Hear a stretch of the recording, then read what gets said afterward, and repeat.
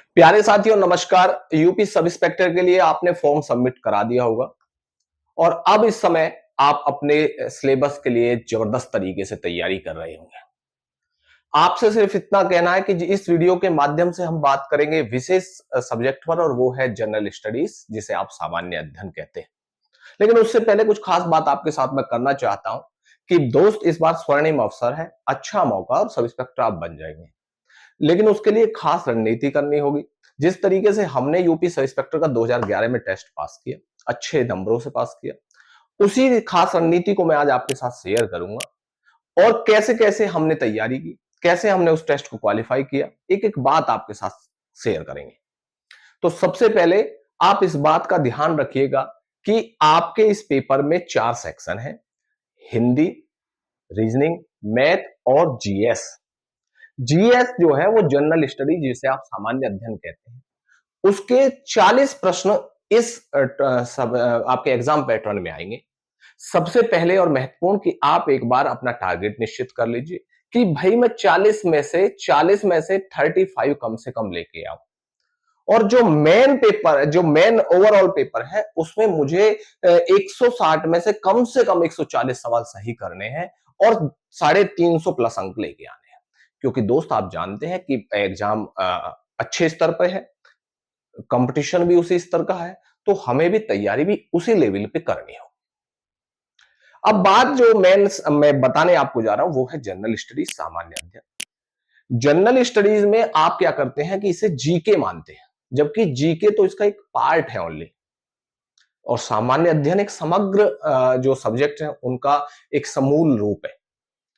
इसमें आपने history, geography, polity, eco, science, miscellaneous, current और इसके साथ साथ मूल विधि का भी इसमें समावेश इन्होंने किया है।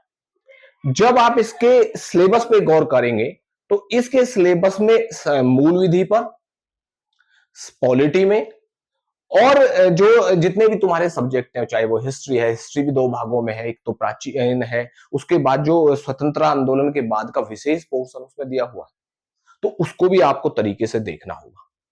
उसके बाद में आप साइंस पे जाते हैं तो साइंस को भी तरीके से समझना होगा। और आप एक चीज का ध्यान रखिए, जो करंट है, आजकल का जीएस का जो ट्रेंड बना हुआ है वो करंट बेस्ड ट्रेंड बना हुआ है। जैसे करंट में कोई घटना घटित हुई, जैसे अभी आपने देखा होगा कि जो हमारे उपराष्ट्रपति हैं, 15वें उपराष्ट्रपति बने हैं राधाकृष्णन जी, उस पर प्रश्न बन सकता है।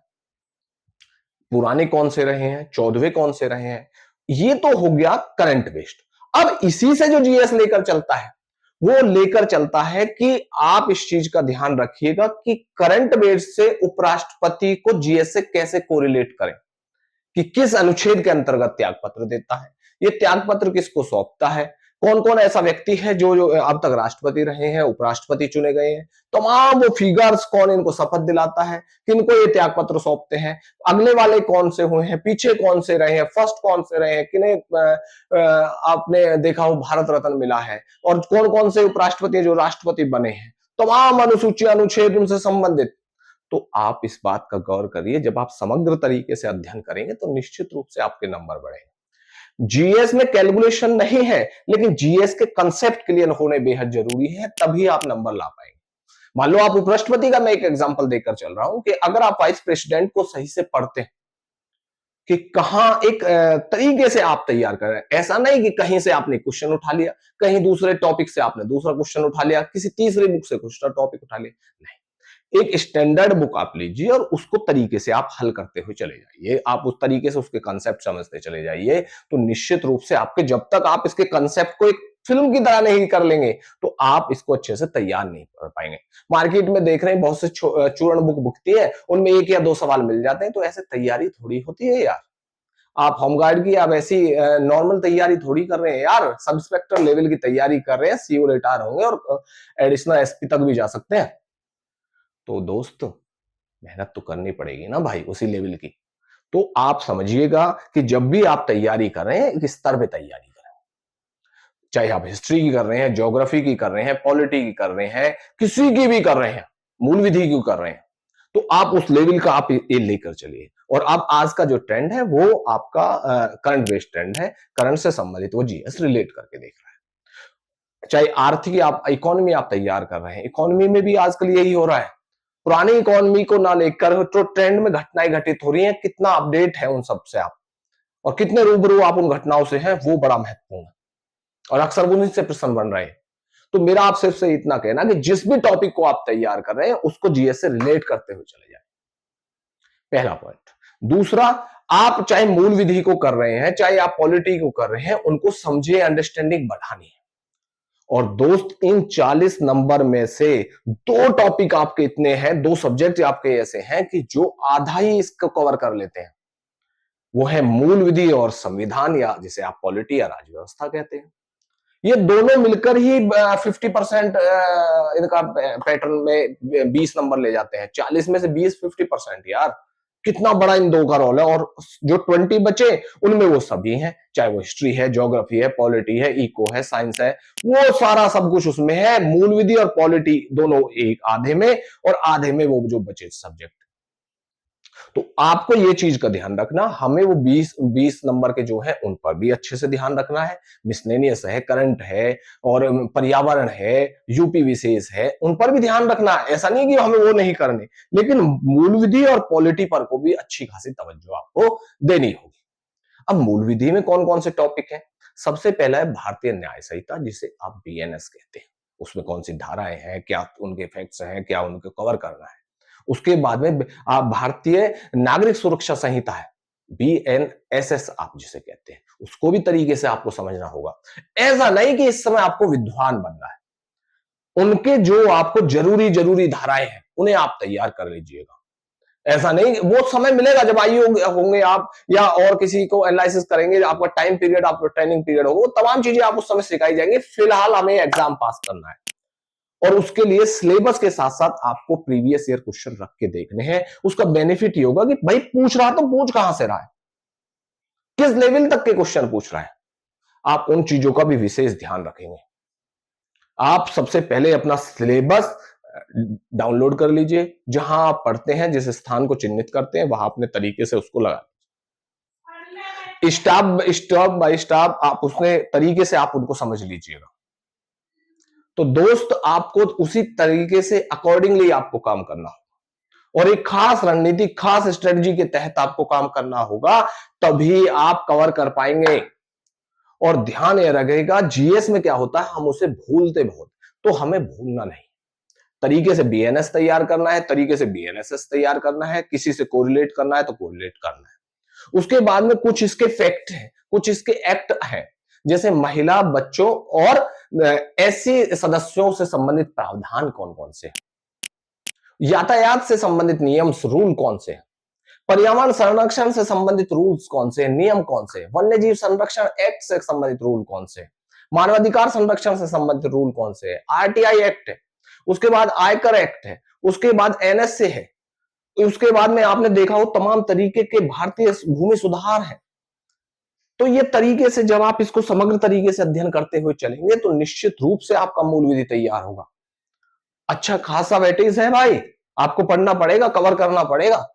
समझ में नहीं आ रहा तो समझना पड़ेगा, चाहे किसी भी माध्यम से आप उसको समझिएगा, लेकिन करना है, तैयार जरूर करना है। आप एक प्रश्न 2.5 अंक का है, इसका ध्यान रखिएगा, बहुत बड़ा रोल अदा करता है। हाँ, ये बेनिफिट आपका है कि इस बार जो इसमें यूपी सब इंस्पेक्टर में क्या होता है कि नेगेटिव मार्किंग नहीं है, तो थोड़ा सा रिस्क आप ले सकते हैं, लेकिन तैयार आपको करके चलना होगा। और दूसरा कि कई बार हम इन चीजों को भूलते हैं, अगर जीएस में भूलते हैं तो उसे कोरिलेट कर लें, ताकि लंबी चीजें तक आप उसे याद रख पाए। उसके बाद बात करते हैं पॉलिटी की। दोस्त, पॉलिटी में आपने देखा होगा कि उसमें जो टॉपिक्स दिए हैं उनको आपको अच्छे से करना होगा, चाहे संविधान का उद्देश्य हो, चाहे नागरिकता का हो, चाहे मूल अधिकार हो, मूल कर्तव्य हो, नीति निर्देशक तत्व हो, केंद्र राज्य से संबंध हो, या आपके देखते होंगे कि पंचायती राज से संबंधित है, स्थानीय संबंध है, केंद्र व राज्य के संबंध है, निर्वाचन है, अनुसूचियां हैं, अनुच्छेद है, वो तमाम चीज 1 बाय 1 आपको समझनी होगी। अगर आप उनको तरीके से समझते हैं, संविधान का उद्देश्य दिया तो उसमें कौन कौन से हैं, अनुसूचियों को कर रहे हैं तो कौन सा है, हम नागरिकता को कर रहे हैं तो कौन सा है, हम मूल अधिकार को कर रहे हैं तो कैसे करें, हम मूल कर्तव्य को कर रहे हैं तो किस भाग में है, किस अनुच्छेद में है, वो तमाम उसके फीचर्स 1 बाय 1 आपको तैयार कर रहे हैं। उसी तरीके से जब इन दो चैप्टरों पे आप विशेष फोकस कर देंगे, किस पे, मूल विधि और इसमें पॉलिटी, राज्य व्यवस्था पर, तो आप पाएंगे कि आपका आधा सिलेबस हो गया। अब उसके बाद आपका हिस्ट्री है, हिस्ट्री को तरीके से, अब इस समय इतना समय नहीं होता कि आप पूरी हिस्ट्री को कवर कर पाए, और ना कर पाएंगे, पूरा ब्रह्मांड याद करने की जरूरत नहीं है। जो हमारे लेवल का है, जो हमारे स्तर का है, और जो हमें एग्जाम में चाहिए, हमें उस लेवल तक तैयार करना है, और वो पीवाई क्यू आपकी मदद करेंगे उसमें। आप उन्हें समझिएगा कि मैं किससे कर रहा हूं, कैसे करना है। उसके बाद आप स्टैंडर्ड बुक रखिए।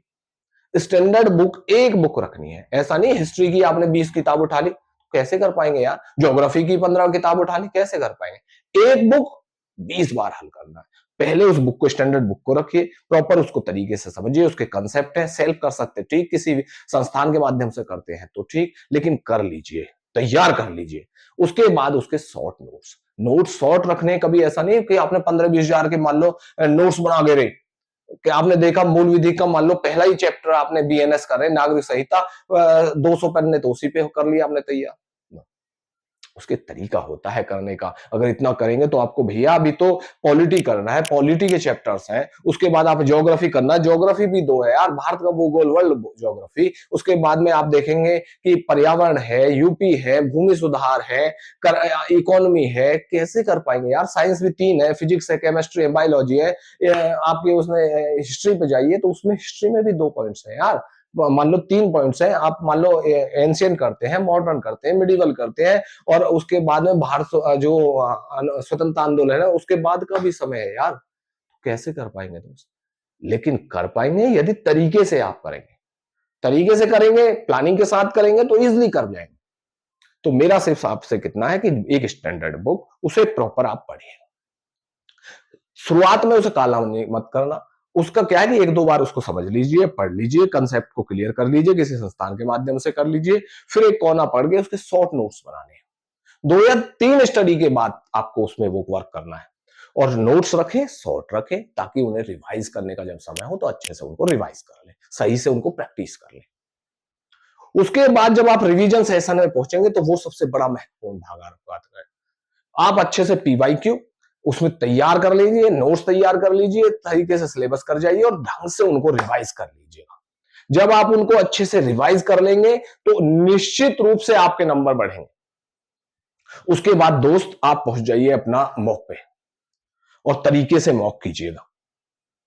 मॉक के 3 फॉर्मेट मैं हर बार आपको बता रहा हूं, फिर बता रहा हूं, लेटेस्ट ट्रेंड मॉक लगाना है, दिन में 1 मॉक लगाना है, नंबर ऑफ मॉक्स पे ज्यादा ध्यान नहीं रखना है, स्टैंडर्ड मॉक लगाना है, आपके पीवाईक्यू से संबंधित मॉक लगाना है। ऐसा नहीं आपका कॉन्फिडेंस लूज हो जाए।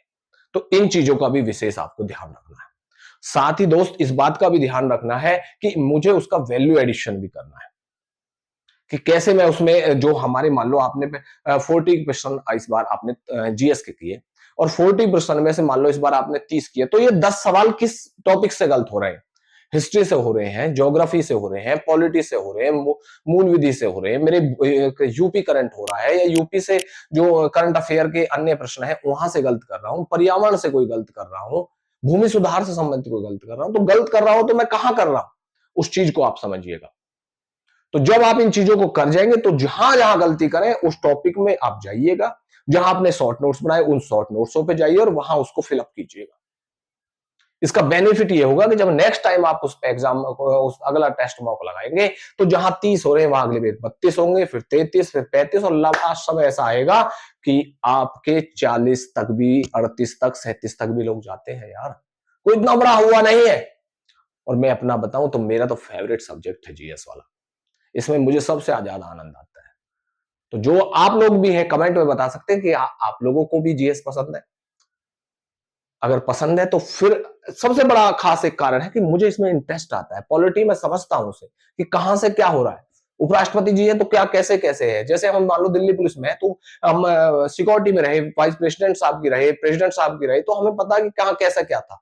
तो जब उन्हें किताबों में पढ़ते हैं उन चीजों को तो विशेष आनंद आता है। तो इसी तरीके से मेरा आपसे भी अनुरोध है कि आप भी मेहनत करें, तरीके से उन चीजों को समझें, कंसेप्ट को क्लियर करते हुए चलें, टाइमली सिलेबस पूरा कर लें, टाइम से रिवाइज करें, टाइम से उनके मॉक लगाएं। तो निश्चित रूप से जीएस का जो लोगों के प्रति भ्रांति है कि जीएस में सर मैं तो 30 ही कर पाता हूँ सर, मैं तो 20 तक ही रह जाता हूँ, मेरा जीएस में नंबर नहीं बढ़ते। तो नंबर यदि आपके नहीं बढ़ रहे तो कुछ ना कुछ उसमें कारण हो रहा है और कोई ना कोई आप गलती जरूर कर रहे हैं। मान लो आप फीवर नहीं उतर पा रहा तो कुछ ना कुछ कहीं ना कहीं या तो दवाई गलत है या हम परहेज नहीं कर रहे, तभी तो ऐसा हो रखा है। अगर दवाई भी सही टाइमली ले रहे हैं, सही से मेन दवाई ले रहे हैं और समय से परहेज कर रहे हैं तो निश्चित रूप से फीवर से निजात मिलती है। उसी तरीके से जब आप अपनी तैयारी कर रहे हैं तो देखिएगा कहाँ गलती कर रहा हूं, या मैंने इतने टॉपिक्स इतने तैयार कर लिए कि इतना नोट्स तैयार कर लिया कि मैं रिवाइज ही नहीं कर पा रहा हूँ, सही से प्रैक्टिस नहीं कर पा रहा हूं, या मैं डेली टारगेट जो बना रखा हूं उसको अचीव नहीं कर पा रहा हूं, तो फिर कैसे कर पाएंगे? तो फिर मेरा आपसे एक अनुरोध है कि मेरे छोटे भाई बहनों, मेरा सिर्फ आपसे इतना कहना कि मौका बहुत शानदार है। इस बार सब इंस्पेक्टर बनना है, जीएस को विशेष तवज्जो देनी है, जीएस में भी मूल विधि और पॉलिटिव का विशेष ध्यान करना है। 1 महीना पहले तक सिलेबस तैयार कर लेना है, स्टैंडर्ड बुक से पढ़ना है, तरीके से उनको तैयार करना है, कोई कॉन्सेप्ट समझ में नहीं आ रहा तो उनको समझ लेना है, करंट को विशेष फोकस्ड रखना है, करंट से जीएस को जोड़ते हुए चलना है और रिवाइज और प्रैक्टिस पर विशेष ध्यान रखना है, अच्छे से मॉक लगाना है और ढंग से तैयारी करनी है, तो निश्चित रूप से आपके 40 में से 38-37 तक अवश्य सवाल सही हो जाएंगे। जितना मैक्सिमम आप 40 तक भी जा सकते हैं दोस्त।